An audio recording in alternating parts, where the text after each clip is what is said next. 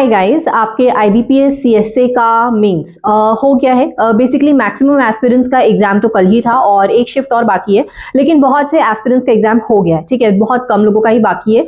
और इस वीडियो में हम बात करेंगे कि पेपर कैसा था, क्योंकि पेपर बहुत वियर्ड था। मैं बता रही हूँ, बहुत अजीब ही लगा मुझे पेपर, क्योंकि पहली बात इस बार कुछ मतलब 2 मार्क्स की 1 मार्क्स से ये क्वेश्चन भी अलग हुए थे। और मैं ये आपको अपने एक्सपीरियंस से बता रही हूँ, अपने सेल्फ गिवन एनालिसिस आप इसको समझ लो, और कैसा आपका उस हिसाब से आपने किस सब्जेक्ट में कितने सेफ अटेम्प्ट्स में आपको बता दूंगी कि अगर आप इस रेंज में हो, आपने सही से बनाए हैं, इतनी अगर आपने अच्छे से किया, तो आपका मतलब श्योर शॉट है कि आपके अच्छे मार्क्स आ रहे हैं। अब देखो, कट ऑफ ओवरऑल जो जाएगी वो 2 शिफ्ट के बेसिस पे जाएगी, नॉर्मलाइजेशन के बेसिस पे जाएगी, स्टेट्स के बेसिस पे जाएगी, और स्टेट्स में वैकेंसी कितनी है और कॉम्पिटिशन कितना रहता है उस बेसिस पे जाएगी। तो कट ऑफ तो बहुत सारे चीजों पर डिपेंड करेगा, लेकिन अगर आप इस रेंज में अपने अटेम्प्ट्स करके आए हो, देन आप सही डायरेक्शन में हो। आपने अच्छा पेपर किया, आपने अपना पार्ट अच्छे से कर लिया है। तो वही था, सबसे पहले GA, then English, then reasoning, then quant. And overall बोलूं तो जीए बहुत अजीब था। बैंकिंग एस्पिरेंट्स के पॉइंट ऑफ व्यू से जीए अजीब था, क्योंकि ऐसे जीए हम नहीं पढ़ते। देखोगे तो वैसे एक एक लाइन की जीए थी, मतलब एकदम direct question, direct answer, option थे। ऐसा कुछ भी घुमा के नहीं पूछा, कुछ भी इधर उधर से बहुत ज्यादा मतलब ट्विस्ट नहीं किया क्वेश्चन को, बहुत डायरेक्ट था। लेकिन वो डायरेक्ट क्वेश्चन भी ऐसे थे जो बहुत एक्चुअल में अवेयरनेस रखता होगा, जो चीजों की इधर उधर से हर तरह से पढ़ के चल रहा होगा उसे ही पता होगा। अगर आप सोचोगे कि अभी रिसेंट मंथ से जो हम बोलते आ रहे हैं ना कि लास्ट 3 to 4 मंथ्स कर लो, लास्ट 3 to 4 मंथ्स के बैंकिंग अवेयरनेस कर लो, वही आते, क्योंकि आज तक अभी तक वही पैटर्न रहा है पिछले 4-5 सालों में। तो ऐसा है कि I think they are trying to change their pattern. ऐसा है कि जो वो लोग जनरल अवेयरनेस पूछ रहे हैं, तो आपको एक्चुअल में अवेयरनेस चाहिए। ठीक है, आप वो लोग इधर उधर से कुछ भी पूछ रहे हैं, कौन सी पॉलिसी कब। एक तो स्टैटिक्स कितने सारे डाले थे, स्टैटिक के क्वेश्चंस, और वो भी ऐसा है कि स्टैटिक में बैंकिंग वाले नहीं थे ज्यादा, जो हम बैंकिंग के स्टैटिक बोलते हैं, 2-3 थे आई थिंक, और जो मैक्सिमम 3-4 जो आपको स्टैटिक मिलेगी वो आपके अवेयरनेस बेसिस पे थे। और ऐसा है कि आपको अब जीए कॉम्प्रिहेंसिवली पढ़ने की जरूरत है। नेक्स्ट ईयर के एस्पिरेंट्स के लिए भी बोल रही हूँ, अभी आरआरबी पीओ क्लर्क बाकी है, तो उनके एस्पिरेंट्स के लिए भी मैं मेनली बोल रही हूँ कि आपको जीए अच्छे से करना है कॉम्प्रिहेंसिवली। अब इस पे मत जाओ, क्योंकि इस बार का पूरा पैटर्न ऐसे है, और आरआरबी का रिकॉर्ड है वो लास्ट के 7 से 8 मंथ तो वैसे ही खींच लेता है, तो उसको तो हम वैसे भी आपको एक्स्ट्रा पढ़ना पड़ता है आरआरबी के लिए।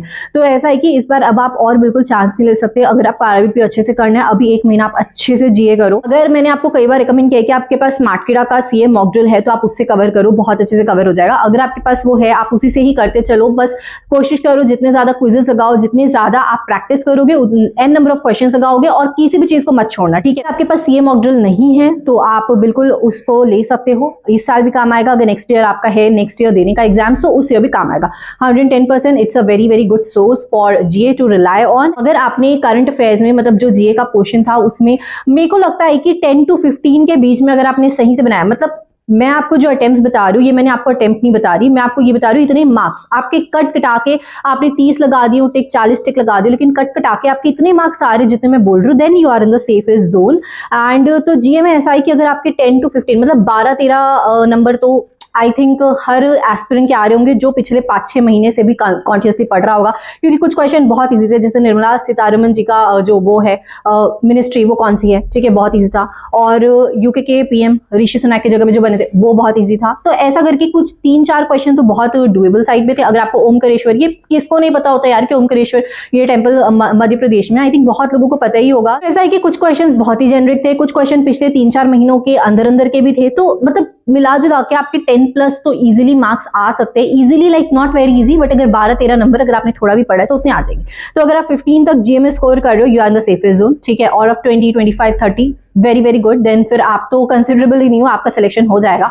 और देन था आपका इंग्लिश का section. English was very lengthy, मुझे तो बहुत लेंदी लग रही थी, क्योंकि मैं आराम आराम से ऐसे टिक लगा रही थी, लेकिन जो लास्ट के 5 to 6 मिनट्स बचे थे और मैं देखी तो मेरे 20 क्वेश्चंस बने थे। तो अगर वो मुझे इतनी लेंदी लग रही है, तो हर एस्पिरेंट को आई थिंक लेंदी लग रही होगी, क्योंकि एस्पिरेंट न्यू एस्पिरेंट्स भी होते हैं, जो 1-8 साल से पढ़ रहे हैं वो भी होते हैं। तो आपके अगर इंग्लिश में कट कटा के 20 to 25 मार्क्स के बीच में आ रहे हैं, अगर आपको लग रहा है कि आपने 20 ही बनाए बट एक्यूरेटली बनाए हैं, उसमें गलती होने के चांसेस नहीं है, 19-20 नंबर आ जाएंगे, then you are good to go. अब रीजनिंग यहाँ पे थोड़ा सा डिबेटेबल है मुझे लग रहा है। बहुत से एस्पिरेंट्स, बेसिकली रीजनिंग ऐसी है कि जो फंस गया वो फंस गया, और जो कामली बैठ के बना लिया वो 40-40 नंबर के भी बना के आया होगा, ट्रस्ट मी। क्योंकि 2 नंबर में जो क्वेश्चन थे वो 4-4 मतलब 6-7 लाइन की पजल्स थी और वो मेंस के हिसाब से काफी हल्की थी, ठीक है। मेंस का अगर आपका जैसा लेवल होता है उस हिसाब से वो पजल्स हल्की थी, क्योंकि मैंने भी पूरे 20 क्वेश्चंस बन रहे थे मुझसे, ठीक है, और वो भी 40 मार्क्स के 20 क्वेश्चन। तो बहुत से एस्पिरेंट्स मैंने आके देखा है,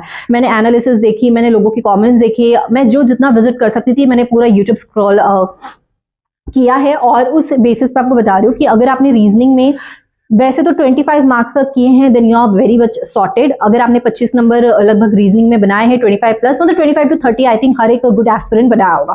तो अगर आपने इतने बनाए हैं, 2 नंबर 1 नंबर सब मिला जुला के आपके इतने आ रहे हैं कट कटा के, then you are good to go. बाकी अच्छे एस्पिरेंट्स 40 तक भी बनाए होंगे, 110%। मैंने खुद कईयों के देख लिए अटेम्प्ट्स, एंड वो डुएबल था, क्योंकि अगर कोई भी कामली बैठ के बनाया होगा 2-2 नंबर के ही आपके 20 क्वेश्चन निकल रहे थे। देखो बहुत सी चीजें डिपेंड कर सकती है कि किसी को कैसा लग रहा है और किसी को कैसा लग रहा है, मतलब person to person, aspirant to aspirant vary कर सकती है चीजें। बट द पॉइंट इज कि अगर बाकी बच्चों से बन रहा है और आपसे नहीं बन रहा, तो आपको इस चीज को एक्सेप्ट करने की जरूरत है कि हाँ मेरे को थोड़ी और प्रिपरेशन करने की जरूरत है। और जब आप इस चीज को एक्सेप्ट करके और अपने आप को पुश करोगे, तभी आपका आगे जाके नेक्स्ट एग्जाम अच्छा जाएगा और आप अच्छा आउट परफॉर्म करोगे दूसरों को। अगर आप ये सोचोगे नहीं बन रहा, मतलब ये टफ था ऐसा बोल के अपने आप को सिंपैथाइज करोगे, देन आप आगे ग्रो नहीं कर पाओगे, आपके आगे के एग्जाम्स भी ऐसे ही जाएंगे। ये एक हार्श फैक्ट है। तो आपको अगर लग रही है आपकी कहीं भी कमी, उसको प्लीज आप अभी करेक्ट करें, आपके पास जो टाइम है, क्योंकि अब आपका अभी कोई भी मेंस नहीं है, अभी 1 महीना टाइम है आरआरबी पीओ मेंस के लिए, एंड आप अच्छे से उसको यूटिलाइज कर सकते हो। लास्ट सेक्शन आपका क्वांट था, और क्वांट में भी आई से कि 20-22 मार्क्स के जिसने बनाए होंगे, क्योंकि मेरे को लग रहा है 24-25 मार्क्स के हर कोई बनाया होगा। क्वांट में ऐसा था कि 1 नंबर का जो डीआई था वो मुझे ट्रिकी लग रहा था, मतलब उसमें लॉस्ट विन और मतलब थोड़ा कंफ्यूजिंग था, ठीक है, बहुत अच्छे से समझने की उसको जरूरत थी। लेकिन जो 2 नंबर का डीआई था वो बहुत ईजी था, बहुत ईजी, मतलब उसमें कुछ था ही नहीं यार, मतलब आपको टोटल में से रेशियो दे दिया, फिर आपको बस उतना ही उसमें दिया है, एक की वैल्यू दी, एक आपको निकालनी है। It was on the easier side. ये जो मैं बोल रही हूँ, ये जो एस्पिरेंट रेगुलर प्रिपेयर कर रहे हैं उनके पॉइंट ऑफ व्यू से बोल रही हूँ। जो पढ़ के ही नहीं गया उसको तो हर चीज टफ लगनी है, तो आप उन्हें हटा दीजिए साइड। जो पढ़ के गया है उसके बेसिस पे 25 मार्क्स तक का क्वांट में भी हुआ जा सकता था, मतलब 20 to 25 would be a good range. तो इस हिसाब से 25 मार्क्स क्वांट में, 25 रीजनिंग में, ये मैं मिनिमम मार्क्स लेके चल, क्योंकि कम से कम इतने आपके आ गए होंगे, और अगर किसी सब्जेक्ट में कम है तो आप दूसरे सब्जेक्ट से बैलेंस कर रहे होंगे। 25 मार्क्स क्वांट में, 25 मतलब 25 अराउंड रीजनिंग, इंग्लिश में 22-23 अप्रॉक्स, एंड जीए में अराउंड 14-15 मार्क्स। इतने लेकर आपके अगर ओवरऑल, अब अगर आपने किसी सब्जेक्ट में कम परफॉर्म किया तो किसी में एक्स्ट्रा भी परफॉर्म किया होगा, इस तरह से मिला जुला के ओवरऑल अगर आप 80 to 85 रेंज में हो, then it is a very good attempt. अब बाकी स्टेट टू स्टेट भी चीजें डिफर करेगी, जैसे दिल्ली, वहां कट ऑफ बहुत हाई जाती है, तो उस हिसाब से वहां पे 90 to 95 अटेम्प्ट्स भी आपके जा सकते हैं। आपको कम से कम 95 अराउंड वहां पे करेक्ट बनाने होंगे ताकि आपका कट ऑफ क्लियर हो जाए।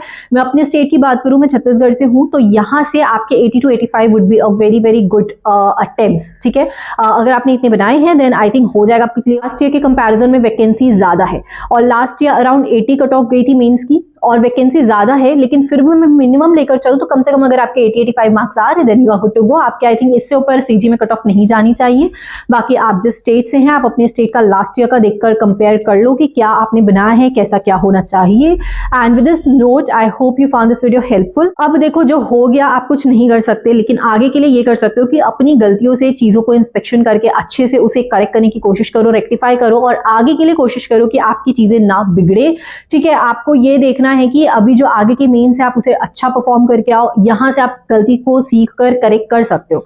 तो ये चीज पे फोकस करो, रैदर कि आप उसी पे अटके हो, मैंने इतने बनाए, डजंट, वो अब मैटर नहीं करेगा। And with this note I am ending this video. आप टेलीग्राम ज्वाइन कर लो, मैं लिंक डिस्क्रिप्शन में डाल दूंगी, चैनल सब्सक्राइब करके जाना। कोई डाउट हो तो कमेंट कर दो, and will meet you the next video. Thank you.